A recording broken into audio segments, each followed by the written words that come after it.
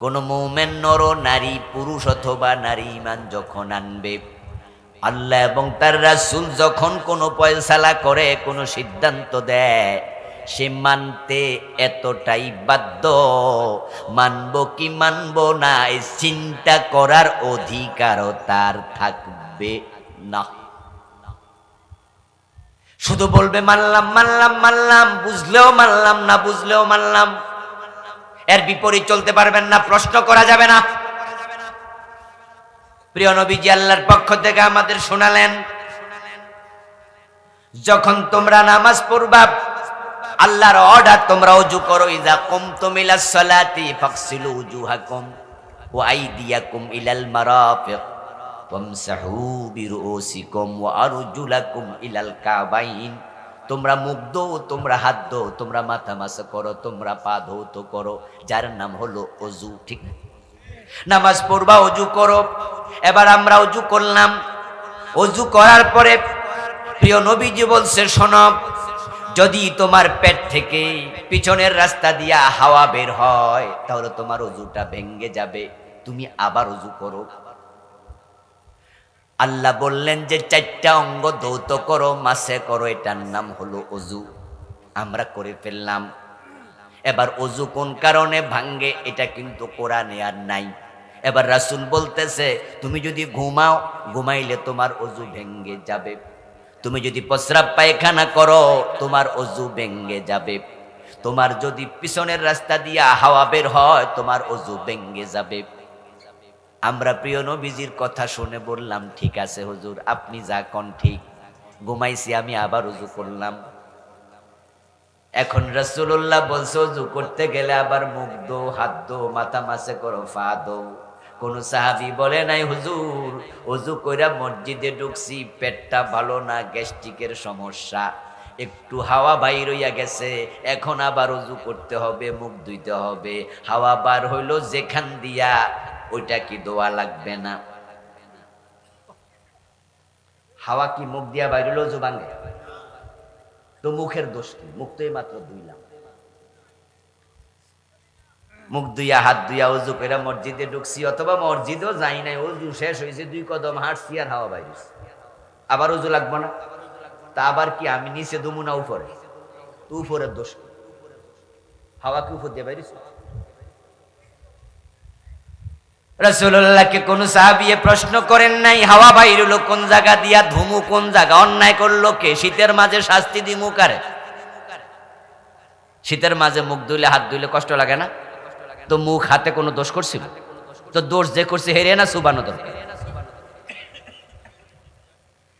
আমরা জানি না, আল্লাহর নবী বলছে, আমরা কইছি ঠিক আছে, কোনো প্রশ্ন চলবে না। আমরা যখন তায়াম্মুম করি, তায়াম্মুম করলে ধুলাবালি যায় না, আরো লাগে। ওযু যখন আমরা করি, আমরা সবাই বুঝি ওযু করলে ধুলাবালি যায়, পবিত্র হওয়া যায়, পরিচ্ছন্ন হওয়া যায়, ময়লা চলে যায়। তা আপনি নামাজ পড়বেন, হাত ধুন, মুখ ধুন, ময়লা আছে সব সরাইয়া দেন, নামাজে খাড়ান। আমরা বুঝছি কামটা ঠিক আছে, পবিত্র হলাম। কিন্তু এমন এলাকায় গেলেন যে এলাকায় কোনো পানি পাওয়া যায় না, এবার কয় মাটির মাঝে গসা মারো, ওই মাটি দিয়া মুখ মোছো। তো ময়লা কি গেল না আরো লাগলো? তো হইলটা কি? বুঝেন নাই কথা? তো কি হইল এটা? এখন তায়াম্মুম করার পরে এবার কয়, তুমি ওযু করলে যেমন পবিত্র, তায়াম্মুম করলে সমান পবিত্র, তুমি নামাজ পড়ো, কোনো অসুবিধা নাই। এখন আমরা কেউ কি জিগাইছি পবিত্র হইলাম কেমনে? আগে ধুলাবালি যা ছিল, রাস্তাতে আরো কিছু। মা কানা লিমুমিনিন ওয়ালা মুমিনাতিন ইযা কাদাল্লাহু ওয়া রাসূলুহু আমরান আন ইয়াকুনা লাহুমুল খিয়ারাতু মিন আমরিহিম। রাসূল বলছে, তোমার হাওয়া বাইর হইছে, ওযু করো। আমরা প্রশ্ন করি নাই, বলছি জি। আল্লাহ বলছে পানি পাও না, তায়াম্মুম করতে গিয়া মাটি আরো লাগাও। আমরা প্রশ্ন করি নাই, বলেছি জি। কারণ ঈমান আনার পরে আল্লাহ এবং রাসূলকে কোনো প্রশ্ন করা যাবে না, যা বলবে তাই মানো। তো রাসূল বলছে মদ খাইলে 80 বেত লাগাইতে হবে। বাংলাদেশের মানুষ মানছে কয়দিন? আল্লাহ কইছে চুরি করলে হাত কাটতেই হবে। বাংলাদেশের মানুষ 53 বছরে মানছে কয়দিন? তো আল্লাহ এবং রাসূল যা বলে তা না মানলে তুমি মুসলিম কইল কে? খুব ঝামেলা আছে কিন্তু, মানে আমাদের ইমানদার মুসলিম পরিচয় অনেক ঝামেলা। এই দেশে নাকি ভোটার লিস্টিতে 92% মুসলমান, আগে 90 ছিল, গত জনশুমারিতে 2% বাইরে গেছে। হাদিস হলো ততদিন পর্যন্ত কিয়ামত হবে না যতদিন একজন আল্লাহওয়ালা কালেমাওয়ালা বেঁচে থাকবে। قال النبي صلى الله عليه وسلم لا تقوم الساعة ولا أحد يقول الله الله আল্লাহ আল্লাহ বলার মতো একজন ব্যক্তি থাকলে কিয়ামত হবে না। একজন মোমেন থাকবে যতদিন, কিয়ামত হবে না ততদিন। যখন দেশটা স্বাধীন হয় তখন বাংলাদেশে মুসলমান ছিল 7 কোটি কাছাকাছি, মানুষ ছিল 7 কোটি। 50 লাখ বাদ দেন হিন্দু বৌদ্ধ খ্রিস্টান, 6.5 কোটি ছিল মুসলমান। এখন মুসলমান বাড়তে বাড়তে 16-17 কোটি হইয়া গেছে, এটা নাকি 92%। তো কিয়ামতের আগে তো মুসলমান কমতে কমতে কমতে কমতে একজনও থাকবে না, তখন কিয়ামত হবে। বাংলাদেশে যেমনে বাড়তাছে কিয়ামতটা হইব কেমনে? শুধু বাংলাদেশের কারণেই তো কিয়ামত আপাতত বন্ধ, ঠিক না? আচ্ছা, আগামী 10 বছর পরে কি মানুষ 17 কোটি 18 কোটি থাকবে না আরো বাড়বে? বাড়বে না? তো আমরা মুসলমানরা কি বিয়ে শাদী থামাই দেব? পোলা মাইয়া ওয়ামু না? তো যেমনে আমরা বাচ্চা হইতাছি, কিয়ামত কেমনে? বাংলাদেশের ঠেলাই তো কিয়ামত শেষ, কিসের কিয়ামত? এই যে পরিচয় আমি মুসলিম আমি মুমিন, এগুলো ঝামেলাওয়ালা পরিচয়। আল্লাহ কয় চোর ধরে হাত কাটো, কাটো না। আল্লাহ কয় ডাকাতি করলে শুলে দাও, দাও না। আল্লাহ রাসূল কয় জেনা করলে পাথর মারো, বিবাহিত মারো না। আল্লাহ কয় বিবাহিত 100 বেত লাগাও, আমরা মারলাম না 100 বেত। রাসূলুল্লাহ বলে মদ পান করলে 80 বেত দাও, আমরা দিলাম না। অথচ আল্লাহ এবং রাসূল যা বলে তার বাহিরে গেলে মুমিন পরিচয় দেওয়ার কোনো সুযোগ থাকে না। এই কথাটা আমি বাংলায় কইছি তো, অনেকে বলবেন যেটা মনে হুজুর কইছে। না না, এটা কোরআন শরীফের অনুবাদ। আল্লাহর কথাটা কি এবার শুনুন। আল্লাহর কথা হলো ফালা ওয়া রাব্বিকা লা ইউমিনুনা হাত্তা ইউহাক্কিমুকা ফীমা শাজারা বাইনাহুম সুম্মা লা ইয়াজিদু ফী আনফুসিহিম হারাজাম মিম্মা কাযাইত ওয়া ইউসাল্লিমু তাসলিমা। সুবহানাল্লাহ পড়ে। আল্লাহ তাআলা বলেন, ও নবী আপনার রবের কসম, আল্লাহ নিজে নিজের কসম খাচ্ছেন। আমি আল্লাহ আমার কসম করে বলি লা ইউমিনুন, এই মানুষগুলো ততক্ষণ পর্যন্ত মুমিন না, মুমিন হতে পারবে না যতক্ষণ আপনি নবী যা বলেন তা মানতে বাধ্য না থাকবে।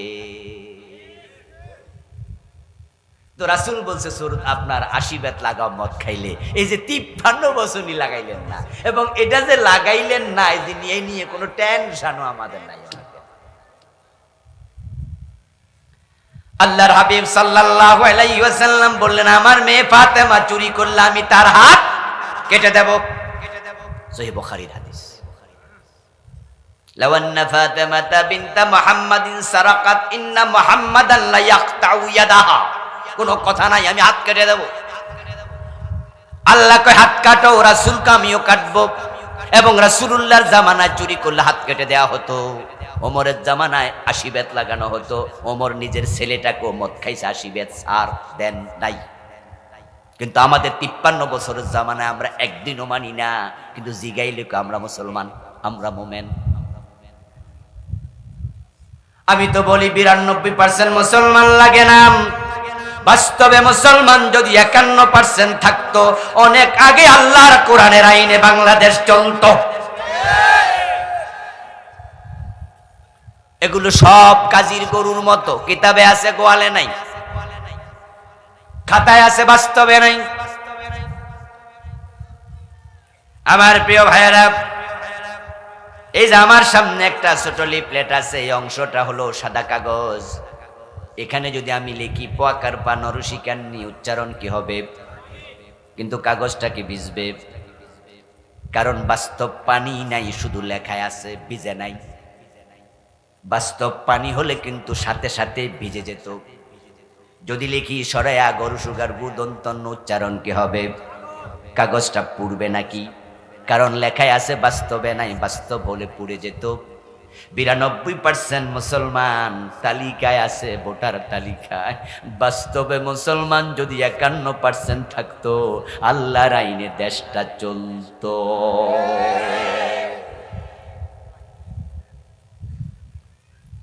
ওয়াকাদা রাব্বুকা আল্লা তা'বুদু ইল্লা ইয়াহু ওয়া বিল ওয়ালিদাইনি ইহসানা।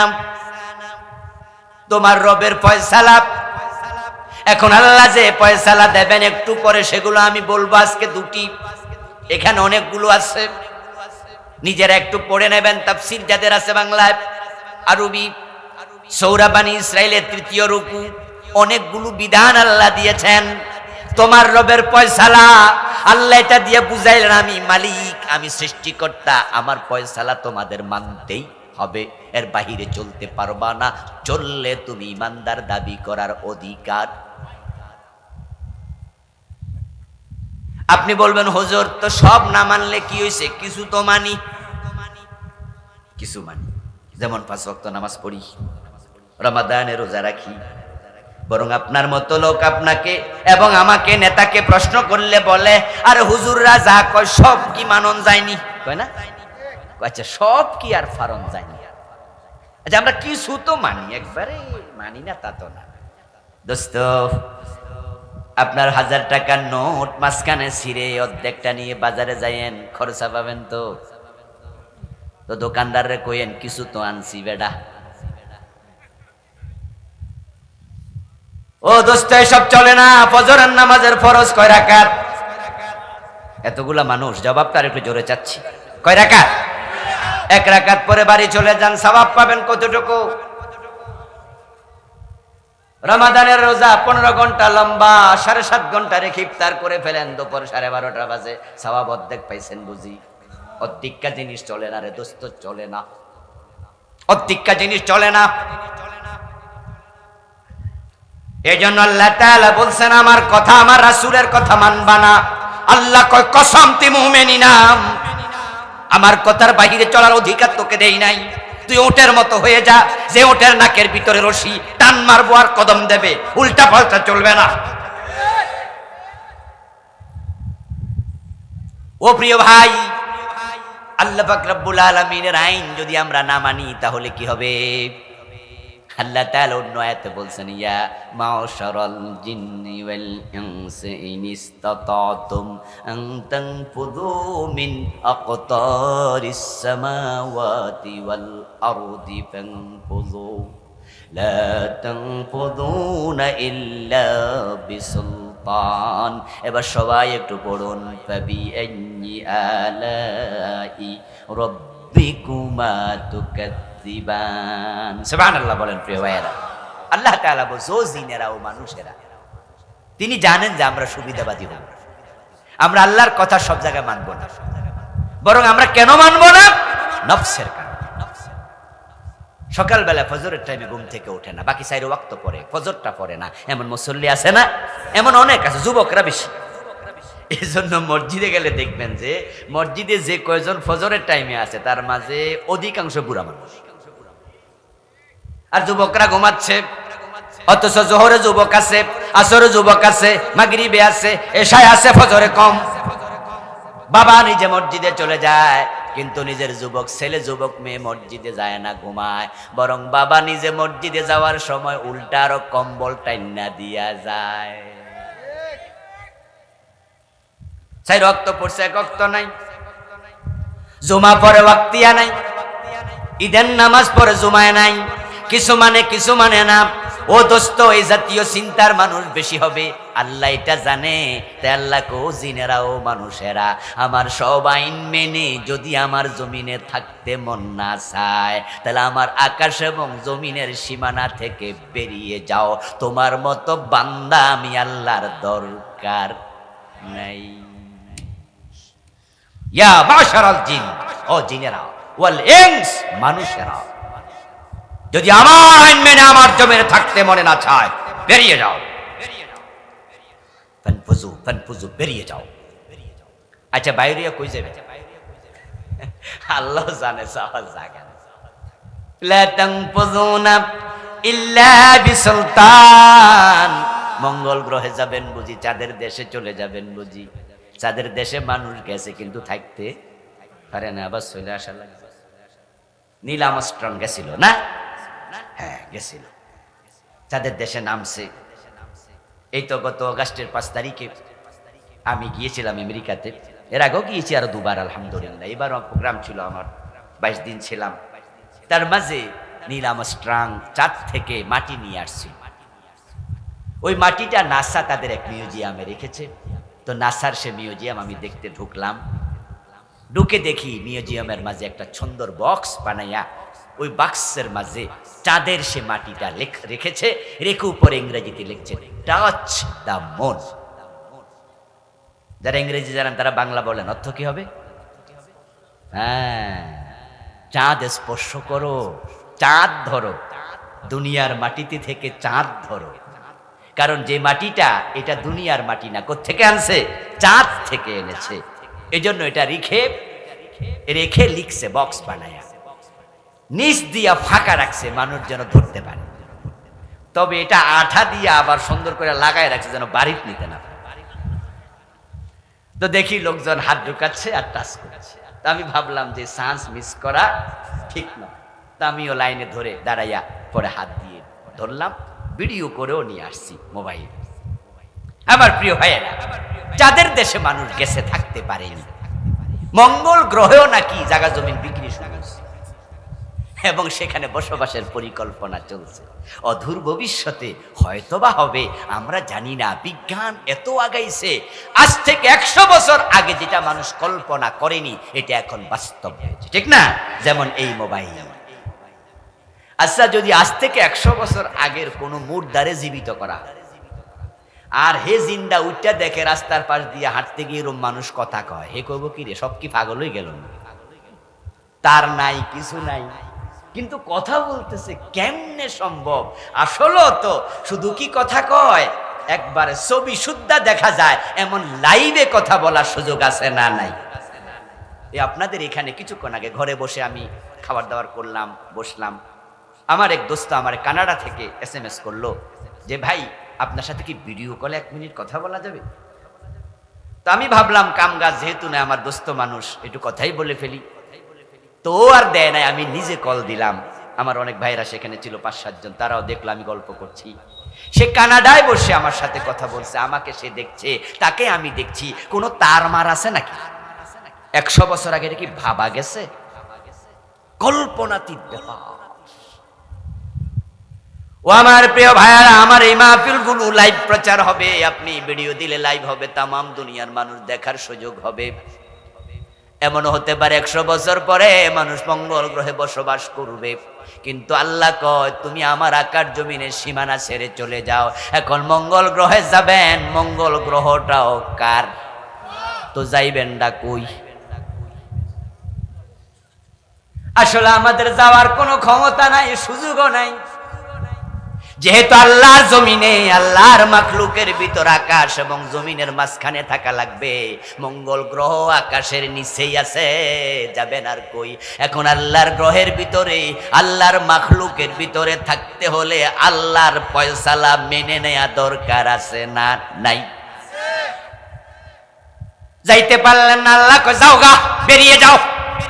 পরে কয় কোথায় যাইবা? যাইতে পারবা না, সব আমার।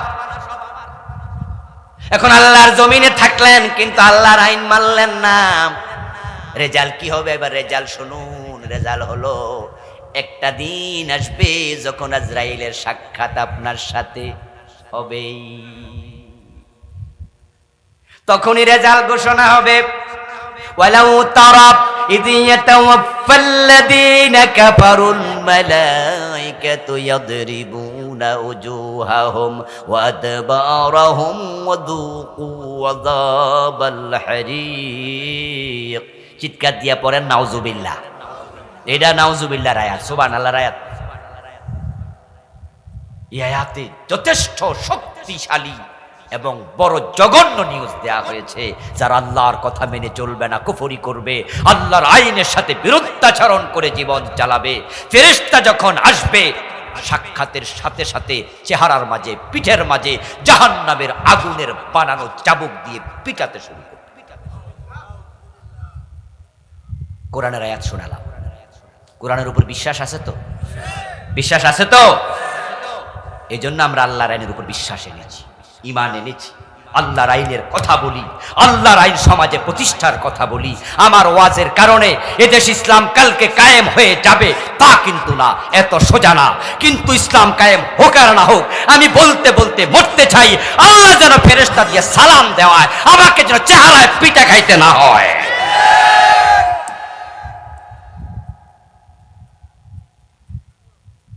আপনারা যারা আল্লাহর আইনের পক্ষে আসেন নাই, আপনি রেডি থাকেন পিঠা খাওয়ার জন্য। এটা কোরআনের আয়াত, আল্লাহর কথা মিথ্যা হতে পারে না। চেহারার মাঝে পিটবে, পিঠের মাঝে পিটবে জাহান্নামের চাবুক, পিঠার সাথে সাথে জ্বলে যাবে, পুড়ে যাবে। যুকু আযাবাল হারিক, দগ্ধকারী জ্বলে যাওয়া শাস্তি আস্বাদন করতে শুরু। রুহটাকে ধরে সিজ্জিনে ফেলে দেবে। এটা জাহান্নামের আগুনের একটি বিশাল গর্ত, কবরটা জাহান্নামের অগ্নিকুণ্ড হয়ে যাবে। তোমার উপায় আর নাই। আর যদি তা থেকে বাঁচতে চান, ফেরেশতার সালাম পেতে চান, সেটাও কোরআনে আছে। কোরআনে আছে আল্লাযীনা তাতাওয়াফাহুমুল মালাঈকাতু তাজ্জিবিনা ইয়াকুলুনা সালামুন আলাইকুম উদখুলুল জান্নাতা বিমা কুনতুম তা'মালুন। এবার সুবহানাল্লাহ পড়ে। এইটা সুবহানাল্লাহর আয়াত। আগেরটা ছিল নাউজুবিল্লাহ, মানে আল্লাহ তোমার কাছে আমি আশ্রয় চাই, আমি ফেরেশতার আঘাত খেতে চাই না। আল্লাহ বলছে যারা ভালো মানুষ, যারা আমি আল্লাহর আইন মেনে নিয়েছে, আলহামদুলিল্লাহ আমরা মেনে নিয়েছি, এমন ভাবে মেনেছি। এখানে অনেকে আছে যাদের পরিবারের একজনও বেনামাজি নাই, আছে না? বাচ্চারা সকালবেলা ঘুম থেকে উঠে নামাজ পড়তে বাধ্য। আমরা আমাদের পরিবারে বলে দেই, বেনামাজির খাবার আমার ঘরে হবে না, আমার স্ত্রী বোরকা ছাড়া বের হবে না, আমার মেয়ে বোরকা ছাড়া স্কুলে যাবে না, আমার পরিবারের ছেলেরা টাকনোর নিচে কাপড় পরবে না, আমার পরিবারের ছেলেরা দাড়িতে খুর লাগাবে না। আমরা আল্লাহর কাছে দোয়া করি, আল্লাহ হারাম খায় এমন লোক আমার পরিবারে তুমি জন্ম দিও না। আমার বংশ রক্তর ধারা যতদিন পর্যন্ত প্রবাহিত থাকবে, কোন জাহান্নামীর জন্ম আমার বংশে তুমি দিও না। তোমার কাছে আমরা মাথা পেতে দিয়েছি। তুমি আল্লাহ যা বলো মানতে কোনো আপত্তি নাই, তোমার পথে আছি, তোমার পথেই থাকতে চাই, তোমার পথে থেকে মরতে চাই। আর আপনি কোন চিন্তায় আছেন? আপনি হলেন আল্লাহর সাথেও আছি, কিছু শয়তানের সাথেও আছি। এই জন্য মসজিদে গিয়ে আল্লাহকে সেজদা দেয়, আবার দরবারে দেয়, পীরের পায়ে দেয়, এমন লোক আছে না নাই? আল্লাহরও দেয়, ফিরও সেজদা দেয়। মসজিদে গিয়ে আল্লাহর আইন মানে, আর আদালতে গিয়ে ব্রিটিশ আইন। ব্রিটিশরা আইন দিয়ে গেছে চোর ধরে জেলে দাও, আর আপনি কোন যে অসুবিধা কি? দেখ না, চোর ধরে সব হাত কাইটা দিলে চোর ভাত খাইব কি দিয়ে? বাহ, চোরের জন্য কি মায়া কান্না। চোরের পক্ষে কথা বলে, চোর ধরে হাত কাটার আইন কেন দেশে হবে না? কেন হবে না? আমরা কি চোরদের পক্ষে থাকতে চাই নাকি? হাত কাটা শুরু হয়ে যাক, 6 মাস যদি চলে এই দেশে দরজা খুলে ঘুমাইতে পারবেন, আর চুরি হবে না। চোর ধরে হাত কাটার আইনটা যদি কায়েম করে দেয়া যেত, যারা দেশের টাকা লুটপাট করে কানাডায় বেগমপাড়া বানাইছে, ওদের হাতগুলো ধরে ধরে কেটে দেয়া যেত। কয়টা এমপির হাত কেটে দাও, কয়টা মন্ত্রীর হাত কেটে দাও, কয়টা ডিসির হাত কেটে দাও, কয়টা এসপির হাত কেটে দাও, কয়টা বড় বড় অফিসারের হাত কেটে দাও। চুরি যদি করেছে, প্রমাণ যদি হয়েছে, হাত কাটা শুরু করো। তাদের হাত কাটা দেখে আগামী 50 বছর কোন নেতা চুরি করবে না। দেশটা সোনার বাংলা হতে 15 বছর লাগবে না।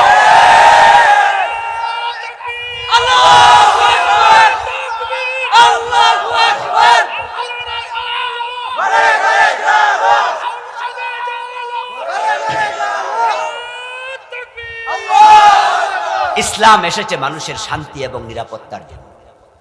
এমন এক যুগে এসেছিল যে যুগের নাম ছিল আইয়ামে জাহিলিয়া, কোনো নিরাপত্তা এবং শান্তি ছিলই না। এগুলো তো আপনারাই বলেন, আপনারা তো মুসলিম, আপনারাই তো নিজের গর্ব করেন যে আমি একজন মুসলিম হিসেবে আমি গর্ববোধ করি, আমার ধর্ম শান্তি দিয়েছে পৃথিবীকে। জাহিলিয়ার যুগ পরিবর্তন করেছে, চুরি ডাকাতি হানাহানি চিন্তা যেত।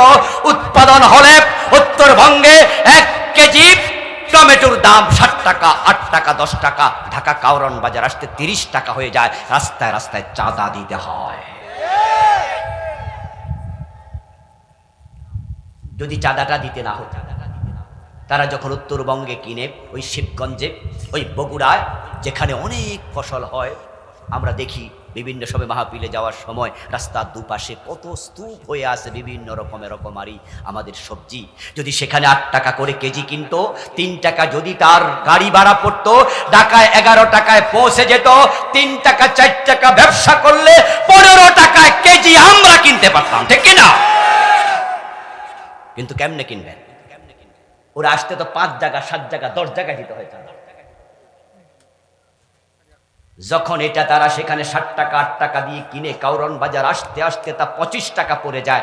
এটা 5 টাকা ব্যবসা করলে 30 টাকা হয়ে যাবে। যদি খরচা পড়ে যায় 50 টাকা, 5 টাকা ব্যবসা করলে 55 টাকা বেচা লাগবে। শেষ পর্যন্ত আমাদের ঘাড়েই তো তার দায় পড়ে। যদি ইসলাম আসতো, চাঁদাবাজি থাকতো না, তাহলে আমরা দুনিয়াতে শান্তি পেতাম। চোর ডাকাতে দেশটা ভরে গেছে।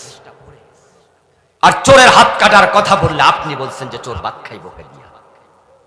আসলে চোরের জন্য মায়া কান্না তা নয়, বরং আমাদের নেতাদের অনেকেই ঘরে আয়না দেখলে আয়নার ভিতরে চোর দেখতে পায়। নেতৃত্ব বললেনই তার ফিয়ন কয়শো কোটি টাকার মালিক, 400 কোটি টাকা। কয়শো কোটি? 400। ওরে বাবারে, বলে কি রে? ফিয়ন যদি 400 কোটি টাকার মালিক হয়, বাড়িওয়ালা কয়শো কোটি টাকার মালিক, কয় হাজার কোটি। কি কইবেন এটা? কি কইবেন এটা? কওয়া যাবে না তো, কিছু কওয়া যাবে না। এক এসালম গ্রুপ বাংলাদেশের ব্যাংকগুলোকে শেষ করে দিয়েছে। কোরআনের আইন চালু করে দেন, কোরআনের পক্ষে চলে আসেন, দুনিয়ায় শান্তি দেখে মরতে পারবেন। আপনারা কত আরামে থাকবেন কল্পনা করতে পারবেন না। এই দেশটাকে আল্লাহ কত নিয়ামত দিয়ে ভরপুর করে দিয়েছে। এই যে আমি বললাম গত অগাস্টে আমি আমেরিকায় গেলাম, সেখানে গিয়ে এর আগে শীতকালে একবার গিয়েছিলাম 2019 বা 21-এ গিয়েছিলাম, তখন শীতকাল ছিল না। 21-এ গিয়েছিলাম, শীত ছিল, নভেম্বর মাস। আমার এত ঠান্ডা লাগলো, 2-3 দিন পরে, মাত্র 10 দিন ছিলাম, নাক দিয়ে নাক দেখি রক্ত বের হচ্ছে। এক বাঙালি ভাইকে বললাম, এত শীত, আমার তো নাকে রক্ত জমে গেছে। উনি বলো, হুজুর শীত তো এখনো আসেই নাই। বললো শীত দেখবেন হুজুর ডিসেম্বরের 15 থেকে আপনার ফেব্রুয়ারি পর্যন্ত। আমি কই, আল্লাহ যেন আমারে না দেখা। বলে হুজুর আমাদের 2 ফিট 2.5 ফিট পর্যন্ত রাস্তায় বরফ জমে যায়। এই যে গাছগুলো দেখছেন, একটাতে পাতা থাকে না। 2 থেকে 3 মাস আমরা বরফে ঢাকা থাকা লাগে। আচ্ছা বলুন তো, এই বরফে কি সবজি হবে, ফল হবে, ফসল হবে, গাছে কিছু হবে? আর আমার বাংলাদেশ এত সুন্দর আবহাওয়া, 12 মাস ফসল হয়। সুবহানাল্লাহ, কি সুন্দর আবহাওয়া। আম খাইয়া আমের বিচিটা ফালাই দিলে নিজে নিজে গাছ হইয়া পড়ে, আমের গাছ হইয়া জন্ম দেয়, ঠিক না? আম, কি পরিবেশ, কি আবহাওয়া। আপনারা এখানে সৌদি আরবে গেছেন, দুবাই গেছেন, কতজন আছেন, ও দেশে একটা গাছ জীবিত রাখতে এর পিছনে কত খরচ। দেখবেন গাছের তলায় পাইপ আছে, সকালে একবার পানি দেয়, সন্ধ্যা আরেকবার পানি দেয়, না হয় গাছ বাঁচবে না। আর আমার দেশে লাউ খাইয়া ফালাইয়া দেবেন, লাউয়ের বিষে পাখি খাবে, পাখি খাইয়া পায়খানা করলে হেনতে আবার গাছ হয়ে যায়, গাছ হইয়া লাউ দেয়। এরপরও দেশটা ধনীর তালিকা না গরিবের তালিকা? ব্যাংকে যাই দেখেন 5 লাখ টাকা এখন একসাথে ব্যাংকওয়ালারা দিতে পারে না, আপনার চেক ডিজনার করে দেবে, বলবে নাই পরে আসেন। কারা ফতুর বানালো? ওরা যারা চোর। আমরা আল্লাহর আইনের পক্ষে, আপনারও পক্ষে চলে আসেন, চোরদের বিপক্ষে দাঁড়ায় যান। তারা আপনাদেরকে চাকরি দেয় না, ভাত দেয় না, আপনার রিজিকের মালিক রাজ্জাক। এখন থেকে বলেন আগামীতে আল্লাহর আইনের সাথে আছি। দেশটা যদি আল্লাহর আইনে এসে যায়, দেখবেন যে গরিব আর থাকবে না। ওমরের সময় জাকাত বিভাগের কর্মচারী জাকাতের টাকা কাঁধে নিয়ে হাঁটতো, জাকাত খাওয়ার লোক খুঁজে পায় নাই। আল্লাহর আইন না মেনে যদি আল্লাহর জমিনে থাকেন, আল্লাহ তাআলা ফেরেশতা পাঠাবে, মরার সময় ফেরেশতা আইসাই পিটাবে। আমার দোস্তর, আল্লাহ তাআলা কেন ফেরেশতা পাঠায়া পিটাবে? এর কারণ হলো যারা রাষ্ট্রের আইন মানে না, রাষ্ট্রের আইনের বিপরীতে চলে, চুরি ডাকাতি হত্যা সন্ত্রাস করে, ধর্ষণ করে, এমন লোকদের বিরুদ্ধে মাঝে মাঝে হুলিয়া জারি হওয়ার সিস্টেম আছে না নাই? দেখবেন যে পুলিশ পক্ষ থেকে ঘোষণা হয় ফেরারি আসামি ধরাইয়া দিলে পুরস্কার দেয়া হবে, সংবাদদাতার পরিচয় গোপন রাখা।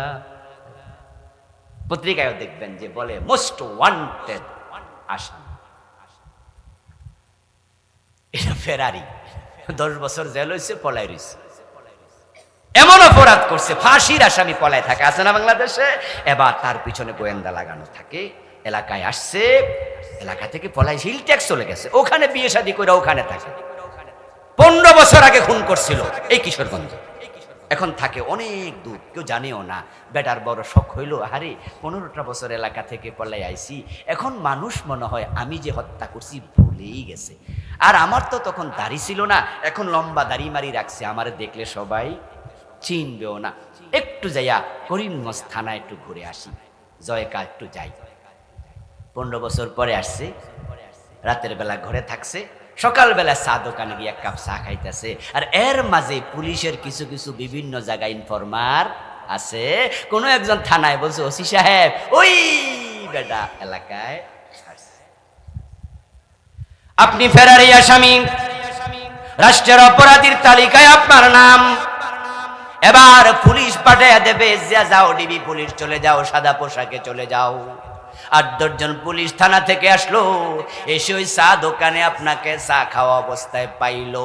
পাওয়ার সাথে সাথে পুলিশ আইসা আপনার জড়ায়া দইরা কপালে চুমো দেওয়া শুরু করবে, ঠিক না? কি চুমো দেবে? যা করে ফেরেশতা আইসা তা করে। এই পুলিশ আপনাকে আইসা সাথে সাথে কলা চাপা দেবে। পুলিশকে ট্রেনিং দেয়া আছে, যারা জঘন্য আসামি তাদের সাথে অস্ত্র থাকার সম্ভাবনাও আছে। পিস্তল যদি আপনি এখানে খুঁজা রাখেন, তাহলে পুলিশ আপনাকে ধরলে আপনি বের করে গুলি করে দিতে তো পারেন, গুলি করে দৌড় মারবেন। এই জন্য পুলিশকে ট্রেনিং দেয়া থাকে, এই জাতীয় টেরোরিস্ট যখন ধরবা, ধরার সাথে সাথে এমন আচরণ করবা, পিস্তল যদিও থাকে যেন খোলার কথায় বাপের নামে যেন বুঝলা যায়, আর পিস্তলের নাম ধরে ঘুষি কিল লাঠি যা মারা দরকার, তারপরে 2 হাত পিছনে নেবে, হ্যান্ডকাপ লাগাবে, আপনাকে ধৈরে মোটামুটি কোয়ার্টার মাইল। ও দোস্ত, তুমি 30, 40, 50, 100 বছর হায়াত পাইছো, আল্লাহর আইনের সাথে উল্টা পাল্টা চলেছ। এখন আজকে যাওয়ার টাইমে আল্লাহ কয় ফেরেশতা যা যা, যাওয়ার সময় জাহান্নাম থেকে চাবুক নিয়ে যা। কি অবস্থার মুখোমুখি হতে চান নাকি? না চাইলে আল্লাহর আইন মানতে রাজি হওয়া লাগবে। রাজি আছেন? আল্লাহর 1 নাম্বার আইন, আল্লাহ তা'বুদু ইল্লা ইয়াহু। আল্লাহ বলে আমার প্রথম ফয়সালা হলো আমি আল্লাহ ছাড়া কারো ইবাদত করা যাবে না। আমরা ইবাদত করব কার? জোরে বলেন, ইবাদত করব কার? আল্লাহ ছাড়া কারো ইবাদত করা যাবে? তাহলে মাজারে সেজদা দেবে না? মাজারে ছেলে মেয়ে চাইবেন? মাজারে মোমবাতি দেবেন? অন্যের কাছে মাথা নত করবেন? ইবাদত কার? মানত হবে আল্লাহ। মানত করবেন না, মানত দরকার নাই। বাংলাদেশের লোকেরা মানত করে। রাসূলুল্লাহ সাল্লাল্লাহু আলাইহি ওয়াসাল্লাম বলেছে, মানত কোনো অকল্যাণকে দূর করে না, কোনো কল্যাণকে টেনে আনে না। তবে হ্যাঁ, মানত শুধু কৃপণ থেকে কিছু পয়সা খসায়।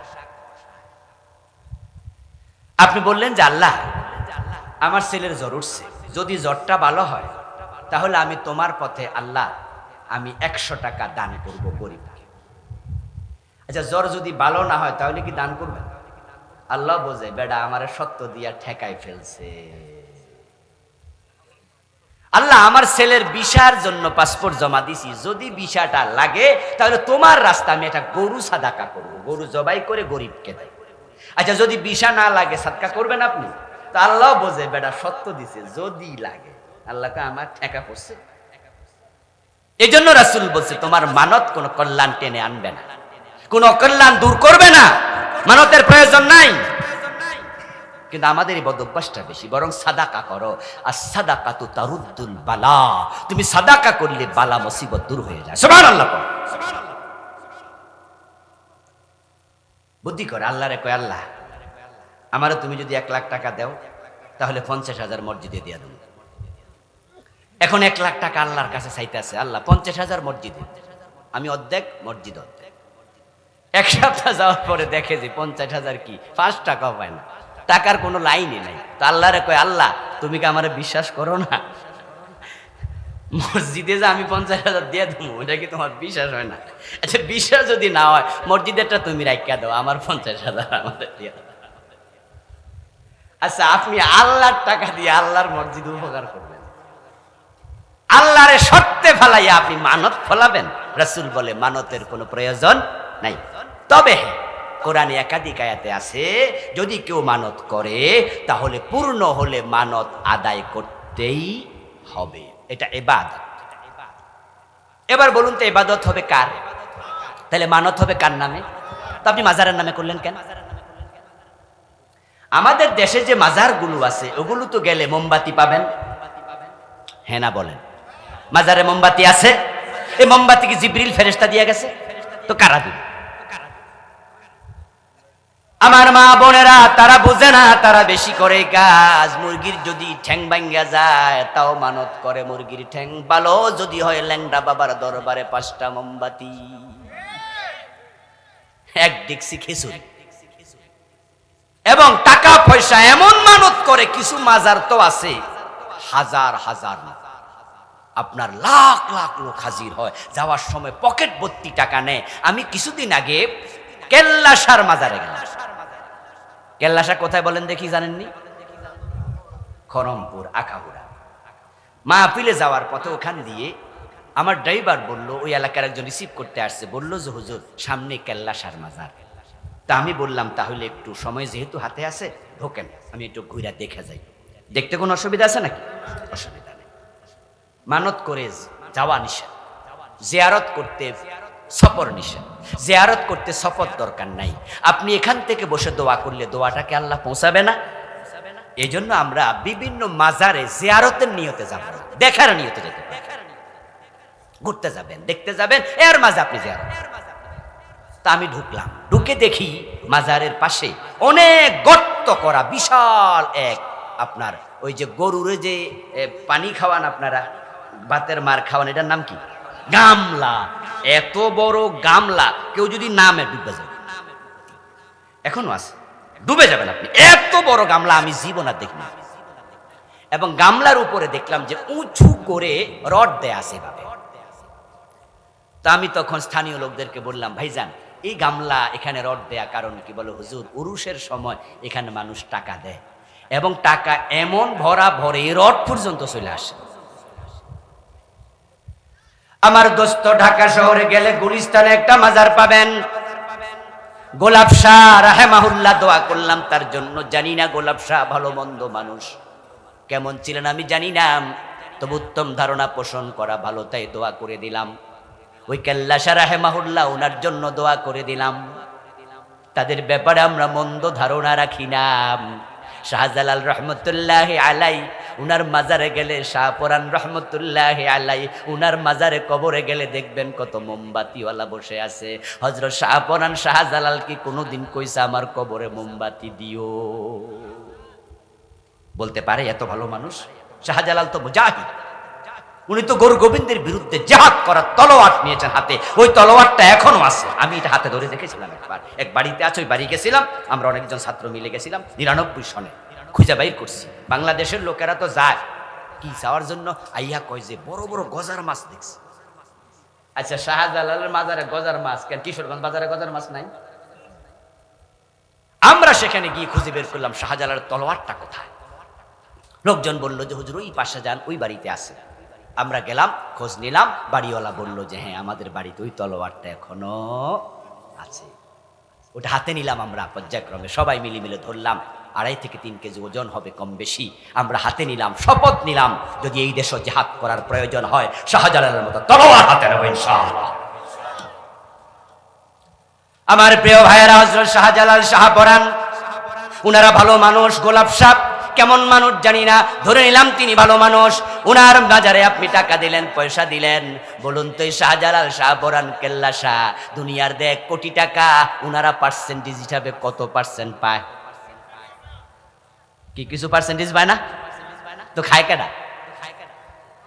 খাওয়ার কিছু লোক আছে। দিলেন কারে? খাইলো যারা দেয় তারা কত বড় ব্যাক করে। আচ্ছা এই যে কেল্লা সারে দিলেন, গোলাপ সারে দিলেন, গোলাপ সাজে 1 টাকাও খায় নাই, এটা কি দেন না জানে না? যে দেয় হেতে জানে না? ব্যাককল কারে দিলি রে? খাইলো কেডা রে? বরং খাইতেছে এমন কিছু লোক যেগুলা গাঁজা পর্যন্ত খায়। এই টাকা দিয়ে গাঁজা কিনা। ও দোস্ত, তোমার কষ্টের টাকা গাঁজা খাইলো, খাইয়া পেট মোটা বানাই।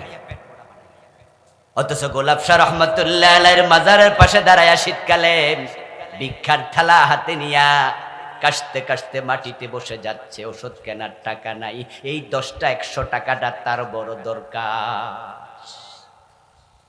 শীতের কাপড় কেনার টাকা নাই, এই টাকাটা তার বড় দরকার। তুমিও গরিবের হাতে দিলা না, ওষুধ কেনার টাকা সে পাইল না, কাশে কষ্ট পায়, শীতে কষ্ট পায়, সেরা কাপড় গায়ে দিয়ে আছে। যদি তার হাতে দিতা, প্রিয় নবীজি বলেছেন এ গরিবের হাতে হালাল কামাই থেকে দিলে ফাইন্নাল্লাহু ইয়াতাকাব্বালুহু বিয়ামিনি, গরিবের প্লেটে পড়ার আগে আল্লাহ নিজের ডান হাত বিছায়া দেয়। ইবাদত আল্লাহর হবে, মানত আল্লাহর নামে হবে। মাজারের নামে মানত করা শিরিক, ঈমান চলে যাবে।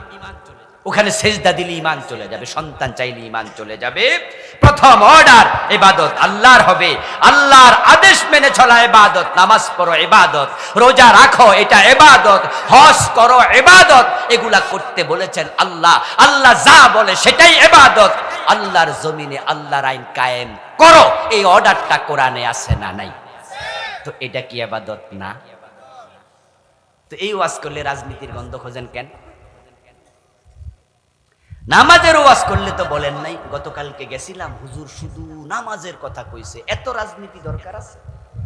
এই কথা তো বলেন নাই, বরং বলছেন যে দারুণ ওয়াজ হইছে, শুধু নামাজ, রোজার ওয়াজ করছে, জিকিরের ওয়াজ করছে, যেই মাত্র আল্লাহর আইনের ওয়াজ করছে কয় না ওয়াজ হয় না, শুধু রাজনীতি। ও দোস্ত, আল্লাহর আইনের কথা বললে আল্লাহর আইনের ভিতরে নামাজ আছে, রোজা আছে, হজ আছে, যাকাত আছে, চোর ধরে হাত কাটা আছে, আল্লাহর আইনে দেশ চালানো সব আছে। এটা যদি কায়েম হয়ে যায় নামাজের ওয়াজ লাগবে না। আজান হলে দোকান বন্ধ হবে, বাজারের মসজিদে 3 বার 5 বার জামাত হবে, মুসল্লির অভাব হবে না। এটা না আগে দরকার।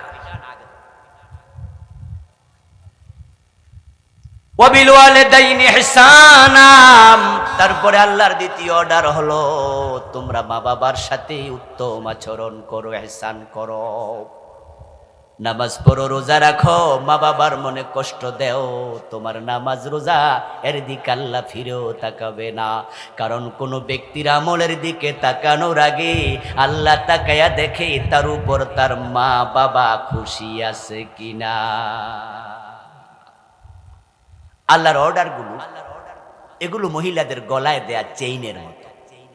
মহিলারা চেইন গলায় দেয়, দেখবেন যে একটার সাথে আর একটা আংটা লাগানো আছে। যদি একটা আংটা খুলে যায় ওই চেইন কি আর গলায় দেয়া যায়? আল্লাহর অর্ডারগুলো তাই একটার সাথে একটা লাগানো, একটার সাথে আর একটা লাগানো। এই জন্য আপনি একটা চেইন যদি বানাতে চান, তার 50টা 100টা আংটা যেমন সবগুলো ঠিক থাকা লাগে। আল্লাহর জান্নাতে যেতে হলে কোরআনের সবগুলো আইন মেনে নিয়ে ঠিক মতো আমল করা লাগে। নামাজের আরকান হাকাম কয় ফরজ? মাশাআল্লাহ, সুন্দর উত্তর, 13 ফরজ। এখন কেউ যদি 12টা ঠিক রাখে, একটা বাদ দেয়, বাকি 12টার দাম আছে না বাদ? Yes, this is Islam, this is Islam. আমরা তো অর্ধেক কামাই না মনে করি বেহেশত আল্লাহ আমারে না দিয়া কারে দেয়, বরং আমরা তো মাঝে মাঝে বুঝি যে বেহেশত যাওয়া আমার অধিকার। এক নেতাও তো বলছে নেত্রীর ব্যাপারে যে উনার জান্নাতে যাওয়ার অধিকার আছে। এক হুজুর কইছে উনি জান্নাতে, আর এক নেতা বলছে উনি জান্নাতে যাওয়ার অধিকারই আছে। কারণ সারা দেশে অনেকগুলা মডেল মসজিদ বানায়। ও দোস্ত, হ্যাঁ এটা ভালো কাজ, আমরা প্রশংসা করছি, এপ্রিসিয়েট করছি, এটা ভালো কাজ করেছে। কিন্তু যারা মসজিদ বানাইছে সারা দেশে, তারা আবার মাদ্রাসার বইতে মূর্তির ছবি ঢুকাইছে। এই 2024 সন আপনাদের বাড়ি ঘরে বাচ্চারা পড়ে 6 7 মাদ্রাসার বইতে দেখবেন উপরে লেখা আছে বাংলাদেশ মাদ্রাসা শিক্ষা বোর্ড, কিন্তু বইয়ের কভারে দেখবেন যে হাফ প্যানওয়ালা বেড়ির ছবি, দোতরার ছবি, হারমোনিয়ামের ছবি, ভিতরে দেখবেন মন্দিরের ছবি, মূর্তির ছবি। বলুন তো মাদ্রাসায় কি হিন্দু পড়ে? তো এখানে মন্দির আসলো কেন? এখানে মূর্তি ঢুকলো কেন? আচ্ছা মাদ্রাসা কি হারমোনিয়াম বাজায়, দোতরা বাজায়, এখানে ছবি কেন? দেখেন মসজিদও বানায় মন্দিরও বানায়, দুদিল বান্দা কালমা চোর, না পায় শ্মশান না পায় গোর, তাদেরকে বলা হয় মুনাফিক, যারা দুদিকে হাত রাখে। ইদা লাকুল্লাযীনা আমানু ক্বালু আমান্না ওয়া ইদা খালাউ ইলা শায়াতিনহিম ক্বালু ইন্না মাআকুম। কোরআনে এগুলো সব বলা আছে। আমাদের কাছে এসে বলে যে আমরা বাংলাদেশ ইসলামিক ফাউন্ডেশন বানাইছি, আমরা এতগুলো মডেল মসজিদ বানাইছি, আমরা আপনাদেরকে কওমি মাদ্রাসার সার্টিফিকেট দিয়েছি, আমরা আলেম ওলামা আপনাদের এই করেছি এই করেছি। হুজুররা কয় নারে তাকবীর আল্লাহু আকবার। মোয়া কি জনগণের মা, কি মা জানি কইছিল, কওমি জননী। খুশি হয়ে আমরা মা ডাইকা শাশি ডাইকা থুবাইলেছি। আমরা তো খুশি, আসলে তো আমাদেরকে এত কিছু দিছে। আবার ওদের কাছে গিয়ে কয় এই হিন্দু মিয়ারা তোমাদের মূর্তি কিন্তু মাদ্রাসায় ঢুকাই দিছি। হিন্দুরা কয় এত ভালা কাম করছেন কেমনি?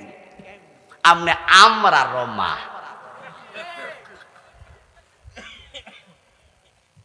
কথা বোঝেন, কথা বোঝেন। দুদিকে হাত রাখে, দুদিকে হাত রাখবেন না। মুনাফিকরা দ্বিচারী হয়, দ্বিচারী হবেন না। একমুখী হওয়া লাগবে, একমুখী হওয়া লাগবে। আমরা যারা একমুখী, আল্লাহ ছাড়া কারো কথা মানি না, আমাদেরকে তারা সহ্য করে না, রাজাকার বলে পর্যন্ত গালি দেয়। অথচ আমাদের জন্মই স্বাধীনতার পর, কিন্তু গালি খেলাম রাজাকার। আপনি নামাজ রোজা হজ যাকাত যাই করেন, আপনার মা বাবার সন্তুষ্টির উপর আপনার আল্লাহর সন্তুষ্টি ডিপেন্ড করবে। চেইনের মতো লাগাও। قال النبي صلى الله عليه وسلم رضا الرب في رضا الوالدين وسخط الرب في سخط الوالدين। আমার রাসূল বলে দুনিয়ার মানুষ নামাজ রোজা হজ যাকাত যাই করো না কেন, তোমার রব আগে তাকায়া দেখবে তোমার বাবা মা তোমার উপর খুশি আছে কিনা। বাবা মার সন্তুষ্টির উপরে আল্লাহর সন্তুষ্টি নির্ভর করে। যেই সন্তানের উপরে তার বাবা মা নারাজ, ওই সন্তান 30 বার হজ করো আল্লাহকে রাজি করতে পারবে না। আপনাদের করিমগঞ্জ বাজার কি দোতলা, তিনতলা, পাঁচতলা বিল্ডিং আসেনি? আছে তো, কিশোরগঞ্জে তো আছেই। আচ্ছা কিশোরগঞ্জে যে 10 তলা বিল্ডিংটা তাকাইয়া দেখছেন, এটা যে মাটির উপরে 10, 1 2 3 4 করে গণেন, কিন্তু মাটির নিচে যেটা আছে এটা হলো আসল, যেটা দেখা যায় না। This is called foundation. ওইটা মজবুত না হলে 10 তলা বিল্ডিং দাঁড়ায়া থাকবে না, মাথার উপরে ভেঙে পড়বে। মা বাবার সন্তুষ্টি ফাউন্ডেশন। ও যুবক শোনো, বউ পাইয়া বাবা ভুলে যায়, মা ভুলে যায়, বউয়ের কথা শুনে মারে গালি দেয় এমন যুবকও আছে। আমি ঢাকায় মাঝে মাঝে দেখি এমন কিছু রিক্সাওয়ালা যার দাড়িগুলা পাকা, পান চাবাইতেছে, দেখি পানটা চাবানোর দাঁত নাই, রিক্সা চালাচ্ছে দাঁতগুলো পড়ে গেছে। সুযোগ থাকলে কথা বলি, জিজ্ঞাসা করি, 20 টাকা 50 টাকা বাড়াইয়া দেই, সমর্থতার সাথে একাত্ম হই, ভালোবাসা দেখাই। চাচা সন্তান নাই নাকি? বলে আছে বাবা, 2টা ছেলে আছে, 2টা মেয়ে আছে, মাইয়াগুলা বিয়া দিছি, পোলাগুলো বিয়া করছে। তো এই বয়সে কেন রিক্সা চালান? পোলা পান তো খবর নেয় না। ও দোস্ত, তোমার মা তোমার বাবা যদি তোমার উপর নারাজ, তুমি জান্নাত কিন্তু মক্কায় পাইবা না। মক্কায় জান্নাত নাই। মসজিদে ফজরের টাইমে চলে গেছো নামাজ পড়তা, তাহাজ্জুদের বিছানায় দাঁড়াইছো, তোমার বিছানায় তোমার মসজিদে জান্নাত নাই। আমার রাসূল বলছে জান্নাত আছে মায়ের পায়ের তলে। ওই নামাজ রোজা এগুলো জান্নাতে যাওয়ার উসিলা, কিন্তু জান্নাত মসজিদের ভিতরে নাই। যেই নামাজ আমরা ছাড়ি না, নামাজ পড়িতেই হইবে, ওই নামাজ জান্নাতের চাবি হবে। নামাজ জান্নাত নয়, নামাজ হলো জান্নাতের চাবি। জান্নাত তাহলে কই? জান্নাত তোমার মায়ের পায়ের নিচে। আল জান্নাতু তাহতা আকদামিল উম্মাহ। قال النبي صلى الله عليه وسلم الوالد أوسط أبواب الجنة। প্রিয় নবীজি সাল্লাল্লাহু আলাইহি ওয়াসাল্লাম বলেন, তোমরা যে জান্নাতে ঢুকতে চাও, জান্নাতের যতগুলা দরজা আছে, তোমার বাবা হলো জান্নাতে যাওয়ার সবচেয়ে বড় দরজা। মায়ের পায়ের তলে জান্নাত, আর বাবা হলো জান্নাতের সবচেয়ে বড় দরজা। এই দুজনকে খুশি করো, দুনিয়ায় থাকতে জান্নাত পেয়ে যাবে। সুবহানাল্লাহ পড়ে। প্রিয় নবীজি বলেছেন, আমি জান্নাতে ঢুকলাম। রাসূলুল্লাহ মেরাজের রাতে জান্নাতে গেছে। প্রিয় নবীজি স্বপ্নে জান্নাতে গেছে। আল্লাহ রাসূলকে একাধিকবার জান্নাতে ঢুকাইছেন, সশরীরে একবার মেরাজের রাতে। কালান নবী সাল্লাল্লাহু আলাইহি ওয়াসাল্লাম, দাখালতুল জান্নাতা ওয়া সামি'তু ফিহাল কুরআনা। আমি জান্নাতে ঢুকে শুনতে পেলাম আল্লাহর এক বান্দা জান্নাতে কোরআন তেলাওয়াত করছে। আমি কোরআন তেলাওয়াত শুনে দাঁড়ালাম, ভাবলাম এটা আমার উম্মত, আমার উম্মত হবে। ঈসা নবীর উম্মত হলে ইনজিল পড়তো, নবী মুসার উম্মত হলে তাওরাত পড়তো। যেহেতু কোরআন পড়ছে, নিঃসন্দেহে আমার উম্মত হবে। এত সৌভাগ্য, এত সৌভাগ্য। জান্নাতও পেল, কোরআন তেলাওয়াতের অনুমতিও পেল। আমি জিবরিলকে প্রশ্ন করলাম, মান হুয়া? ও জিবরিল, এই সৌভাগ্যবান ব্যক্তির পরিচয় কি? জিবরিল জবাব দেন, হুয়া হারেসা ইবনে নুমান। ও নবী, আপনি কি চিনেন নাই? এটা আপনার সাহাবী হারেসা, বাবার নাম নোমান, আপনার সাহাবী হারেসা। অথচ হারেসা তখনও মারাই যায় নাই। হারেসা মারা গেছে ওসমানের সময়, ওসমানের খেলাফতকালে। কোন কোন ঐতিহাসিক বলছেন ওমরের খেলাফতকালের শেষ দিকে, মানে রাসূলের ইন্তেকালের পরও আরো অনেক দিন হারেসা জীবিত। আর রাসূল দেখে হারেসা জান্নাতে কোরআন পড়ছে। আল্লাহর হাবিব দুনিয়ায় ফিরে আসলেন, হারেসা ইবনে নোমানকে ডাকলেন, কাছে নিয়ে বললেন, হারেসা, এমন কি নেক আমল করো গোপনে গোপনে, আমি তোমাকে জান্নাতে কোরআন তেলাওয়াত করতে দেখে এসেছি। হারেসা, আমার একটু বলো তো, তোমার কি এমন নেক আমল আছে? হারেসা ইবনে নোমান বললেন, ইয়া রাসূলুল্লাহ, আপনি যা বলেন আমি তো তাই করি। অন্যরা যে আমল করে, নামাজ পড়ে, রোজা রাখে, হজ যাকাত, এগুলো আমি তো এগুলোই করি হুজুর। তবে এক্সট্রা অতিরিক্ত একটা আমল আমার আছে, যেটা সবার নাই। সেটা হলো, আমার একজন বুড়া মা আছে, যেই মা নিজ হাতে খাইতে পারে না, খুব বুড়া। আমি হারেসা তাকে নিজ হাতে খাওয়াইয়া দিই। হযরত হারেসার সাথে রাসূলুল্লাহর কথা চলছে। প্রিয় নবীজি সাল্লাল্লাহু আলাইহি ওয়াসাল্লামের কথা বলার সময় কয়েকজন এলাকার লোক জমা হলো। তারা এসে বলল, ইউতইমুহা বিয়াদিহি ওয়া ইয়াগসিলুহা বিয়াদিহি ওয়া ইয়াফলি রাসাহা বিয়াদিহি। হুজুর ঠিক বলেছে, এই হারেসা মারে শুধু খাওয়ায় না, মা বুড়া গোসলটাও করায়া দেয়।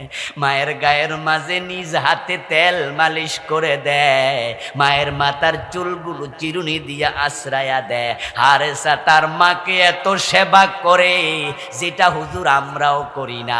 প্রিয় নবীজি শুনে বললেন, কাযালিকুমুল বিররু কাযালিকুমুল বিররু কাযালিকুমুল বীর। হারেসা, আমি বুঝেছি রে, তোর মায়ের দোয়া বিররুল ওয়ালিদাইনের কারণে দুনিয়ায় থাকতে তুই জান্নাত পেয়ে গেছিস রে।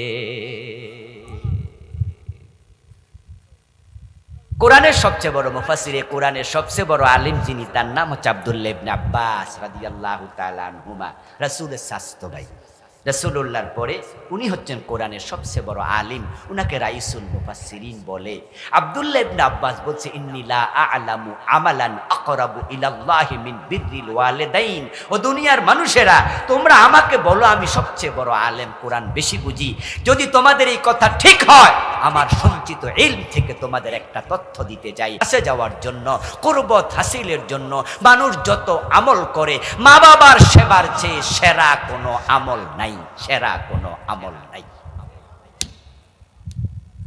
মা বাবার সেবা করে আল্লাহকে যত সহসায় রাজি করা যায়, অন্য কোন ইবাদতে এত সহসায় রাজি করা যায় না।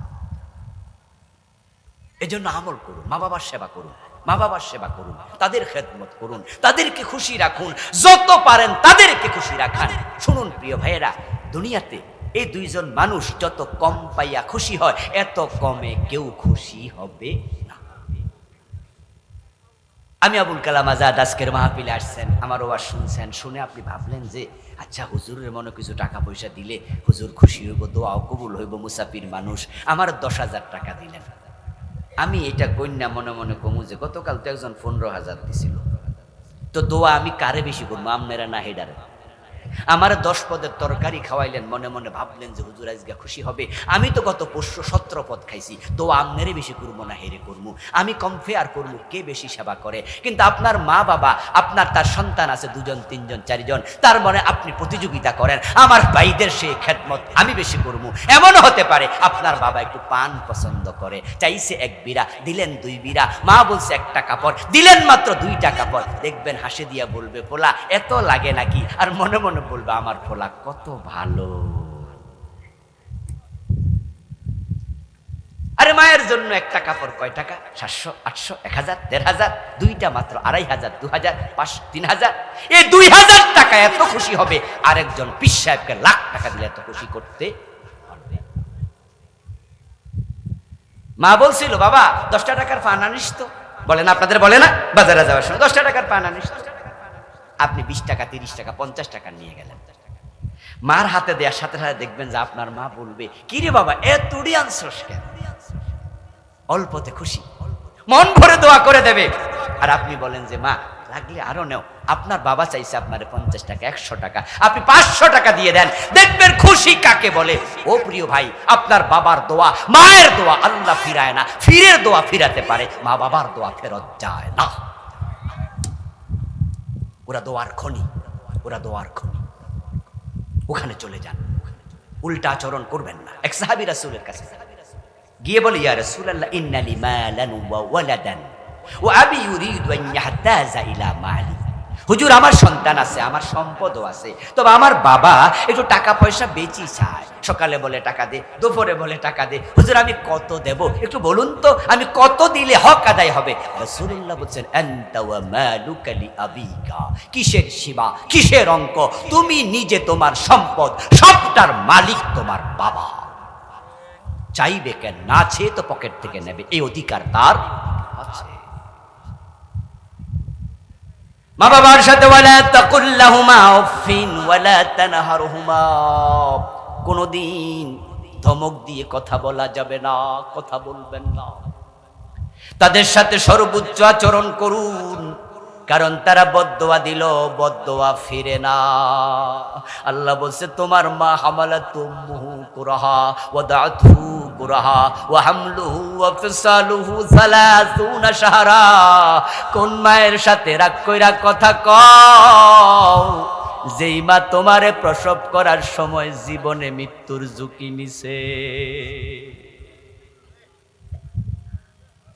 মায়ের প্রসব বেদনা যে কত কঠিন আমরা পুরুষেরা এটা জানি না, জানার কথা নয়। তবে কোরআনে আল্লাহ বলছে, হ্যাঁ, হামালাতুমুহু কুরহা ওয়াদাতুহু কুরহা, হামালাতুমুহু ওয়াহনান আলা ওয়াহনিন ওয়া ফিসালুহু ফি ইয়ামাইন। তোমার মা অনেক কষ্ট করে পেটে নিছে, অনেক কষ্ট করে প্রসব করছে। যখনই মায়ের পেটে বাচ্চা আসে, তখন থেকে বমি করতে শুরু হয়। 2 মাস, 3 মাস, 5 মাস পেটে খাবার হজম হয় না, দিনে রাতে 20 বার বমি করছে এমন মাও আছে। আমি পেটে আসার পরে শুকাইয়া কাঠ হয়ে গেছে, খাইতে পারে না, খাইলে বমি, খাইলে বমি। রাতে ঘুমাইতে গেছে, আপনি পেটে নড়াচড়া দিয়া ঘুম ভেঙে ফেলেছেন। আপনার মা আপনাকে পেটে নিয়ে 9 মাস 10 মাস কত কষ্ট করলো। আমরা যারা আছি এই বয়সী, আমার সিনিয়র যারা আছেন, আমাদের সময় তো আমাদের মায়েরা আমাদেরকে পেটে নিয়ে পরিবারে কাজ করছে, মাথায় ধান নিয়ে মেলে দিছে, আবার কাকে কলসি নিয়ে পানি আনছে, আবার যারা কামলা ছিল 10 জন 20 জন তাদের রান্না কইরা খাওয়াইছে।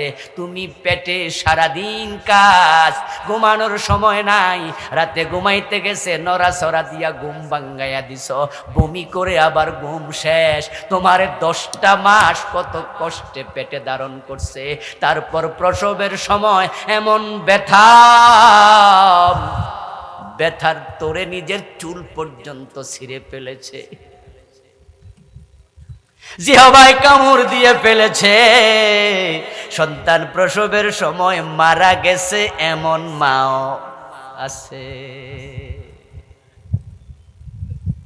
বিজ্ঞানীরা মানুষের ব্যথার সহ্য ক্ষমতা নিয়ে গবেষণা করেছে, গবেষণা করলো। এ বিষয়ে আমি বই লিখেছি, এটা আমার লেখা বই, এটার আমি নাম দিয়েছি ব্যক্তি ও পারিবারিক জীবন ইসলাম। এখানে আমি মা বাবা সহ পরিবারের প্রায় সবকিছু আনছি। 1940 সালে ডক্টর ডি হার্ডি এবং হ্যারল্ড জি ওলফ নামে 2 জন বিজ্ঞানী গবেষণা করে দেখলেন যে মানুষ 45 ইউনিট ব্যথা সহ্য করতে পারে।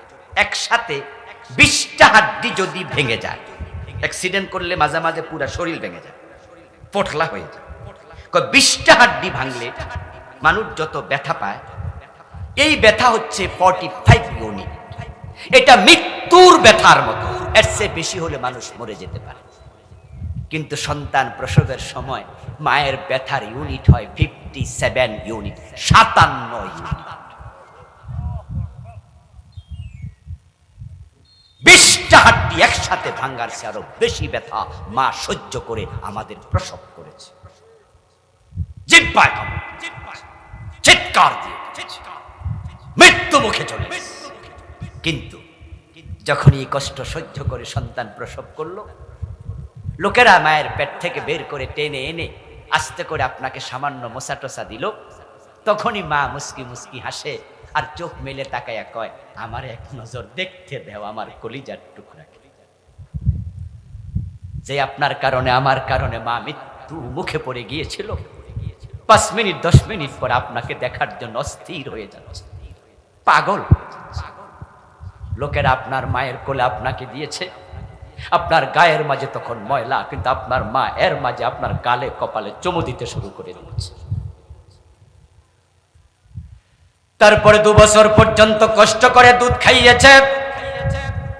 আপনার 5 বছর বয়স পর্যন্ত প্রস্রাব পায়খানা 2 হাতে মা সাফ করছে, 2 হাতে, ডান হাত বাম হাত ফরক করে নাই, 2 হাতে।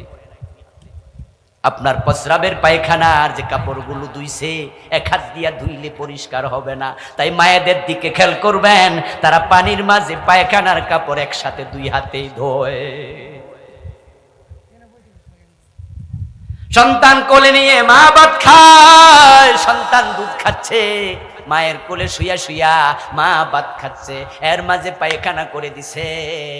ভাইয়েরা বোনেরা বলে গন্ধ গন্ধ গন্ধ, সমবয়সী ভাই বোনরা দৌড় মারে, কিন্তু মায়ের নাকে কোনো দুর্গন্ধ নাই। বরং মা কাপড়টা একটু সরাইয়া আরেকটা কাপড় আপনার ব্যাক সাইডে দিয়া সুন্দর করে ভাত খায়, মায়ের কোনো দুর্গন্ধ লাগে না। ও যুবক, এই মায়ের সাথে কেমনে এরাব ব্যবহার করো, কেমনে বিহেভ করো খারাপ, কেমনে বউ পাইয়া মা ভুলে যাও। চাকরিতে চলে গেছো বউ নিয়া, মায়ের খবর নেও না, বাবার খবর নেও না, বউয়ের অভিযোগ শুই না, মায়ের সাথে 1 মাস কথা বলা বন্ধ। এমন যুবক ফোন দেন আমাকে, অথচ তোমার ছোট্ট কালে মা যদি 6 ঘন্টা তোমার খবর না নিত, তুমি ঠান্ডা কালে প্রস্রাবের মাঝে শুইয়া নিউমোনিয়া আক্রান্ত হইয়া মরে যাইতা। তাই মা যখন সন্তানকে কাছে নিয়ে ঘুমায় শীতকালে, একটা হাত তার ব্যাক সাইডের উপরে পাছার উপরে দিয়ে দেয়, প্রস্রাব পায়খানা করলে যেন মায়ের হাতে টের পায়, সন্তান যেন শীতে কষ্ট না পায়। এই বাবা, এই মা বাবা তোমার জন্য তার রক্তটাকে পানি করছে, ঘামকে পানি কইরা কামাইছে, রিক্সা চালাইছে, ঠেলা চালাইছে, কৃষি কাজ করছে, মিস্ত্রিগিরি করছে। আমরা বাবারা কত কাজ করি, জীবনের ঝুঁকি পর্যন্ত নিয়ে টাকা কামাই, সন্তানের জন্য খরচ করতে আমাদের মনে কোনো কষ্ট নাই। বাবার জুতা ছেঁড়া কিন্তু সন্তানকে নতুন জুতা কিনে স্কুলে পাঠায়। বাবার মতো মহসিন দয়াবান দুনিয়ায় কাকে পাইবা? বাবার গেঞ্জি ছিঁড়া, বাবার জামা ছিঁড়া, গরিব বাবা, কিন্তু সন্তান স্কুলে পড়ে, তাই তাকে নতুন জামা কিনা দেয়। আমার বাচ্চা যেন দোস্তদের সামনে লজ্জা না পায়। এই তোমার বাবা যে জীবনে সবটুকু দিয়ে তোমাকে বড় করেছে, আর আজকে তুমি বাবার দিকে তাকাইয়া কথা বলছো বড় সুরে, চোখ বড় করে। রেগে যাচ্ছ বাবার কথা শুনে। আল্লাহ বলছে না, বলে তাকুল্লাহুমা উফ, উফ হতে পারে, কষ্ট পেতে পারে, এমন কথা বলো না। বলে তানহারহুমা, ধমক দিও না।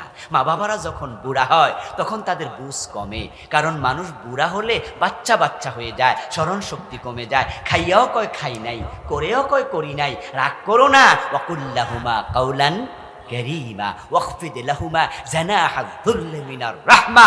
উত্তম ব্যবহার করো, তোমার কোমল হাত তাদের জন্য বিছিয়ে দাও। ওয়াকুর রাব্বিরহামহুমা কামা রাব্বায়ানি সগীরা। আল্লাহর কাছে বলো, আল্লাহ আমার মা বাবার উপর রহম করো যেমন তারা ছোটকালে আমার উপর রহম করেছে। বউকে জানাইয়া দিবা বিবাহের দিন বাসর রাতে আমার মা আমার বাবা তাদের বিরুদ্ধে কোনো অভিযোগ কখনো আমার কাছে করা যাবে না। কোন অভিযোগ চলবে না। বাবা মাকে দিয়ে ঠেলাঠেলি চলে, ধাক্কা ধাক্কি চলে। 3 ভাই 10 দিন করে ভাগ করে নেয়, লজিং মাস্টারের মধ্যে। 10 দিন গেলে আবার ইশারা দেয়, মা কালকে তো আপনার খানা শেষ। আচ্ছা, তোমার মা তোমাকে পেটে নিয়ে কাউকে কি ভাগিদার বানাইছিল? কষ্টের ভাগ কাউকে দিয়েছিল? তোমাকে দুধ খাওয়াইছে 2 বছর, কাউকে কি পার্টনারশিপ পার্টনার বানিয়েছিল? প্রসব বেদনার কষ্ট কাউকে কি পার্টনার বানিয়েছিল? তুমি আজকে কিসের পার্টনার, কিসের পার্টিশন? যখনই আপনি বলেন যে বাবা মা খানা তো শেষ, তাদের বড় কষ্ট লাগে, তারা কষ্ট পায়। এই কথার অর্থ কি আমরা কি ভাগ করে খাওয়াইতে পারবো না? পারবেন। আপনার 3 ভাই আছে, আপনার ভাইয়েরা 10 দিন করে তারাও তো খাওয়াইতে চায়, তারা খাওয়াক না। কিন্তু আপনাকে বলছি, আপনি বলবেন না না আমার 10 দিন না, এ দরজা 30 দিন খোলা। আপনার ঘরে খেতেই থাকবে, কখনো স্মরণ করাইয়া দিবেন না যে খানা শেষ। বউকে বলে দেবেন এই ঘর চিরদিন তাদের জন্য। তোমার সাথে সম্পর্ক কেট আপ হতে পারে, আমার মায়ের সাথে বাবার সাথে সম্পর্ক কেট আপ হবে না। এখন তো দেখা যায় যে মা বাবারে ভাগ করে দেয়, ভাগ করে দিছে, পরের ওই ঘরে খাচ্ছে। খাওয়া অবস্থায় শ্বশুর শাশুড়ি আসছে, বাজার থেকে বড় মাছ আনছে, মা বাবা দেখছে ছেলে আজকে বড় রুই মাছ আনছে, মনে মনে ভাবে নিশ্চয় আজকে তো আর আমাদেরকে রেখে খাবে না। ছেলে তার বউরে বলছে মা বাবারে একটু ডাইকো, সন্ধ্যা বেলায় রান্না করার পরে। বউ মারছে একটা ধমক, গত 5 দিনে না খানার রুটিন শেষ হইল, আমার মা আসছে বাবা আসছে, একটু বেশি করে খাওয়ামো। তুমি আবার তোমার মা বাবারে ডাকা শুরু করছো, আর আপনি মেউ মেউ করে বিড়ালের মতো কাপড়ের আঁচলের তলে বলেন ওকে ওকে ঠিক আছে। তুমি সৎ সন্তান না, তুমি অসৎ, তুমি বীর পুরুষটা, তুমি কাপুরুষ। এই ক্ষেত্রে বসে বউর অনুমতি নিতে হবে কেন? কেন নিতে হবে অনুমতি? বরং তুমি তোমার মা বাবাকে ডাকবা, নিজে একসাথে বসে খাও, শ্বশুর শাশুড়িকে খাইতে দাও, তাদেরকেও সম্মান করো। কিন্তু তাদের উপরে মা বাবাকে প্রাধান্য দিতে হবে, শ্বশুর শাশুড়িকে মা বাবার উপর প্রাধান্য দেয়া যাবে না। ভালোবাসা হবে, সম্মান হবে, প্রাধান্য নয়। আর ছেলে তো ডাকেই না, না ডেকে যখন খাচ্ছ তোমার মা তোমার বাবা অপেক্ষা করছে, রাতে বুঝি ডাক পড়বে।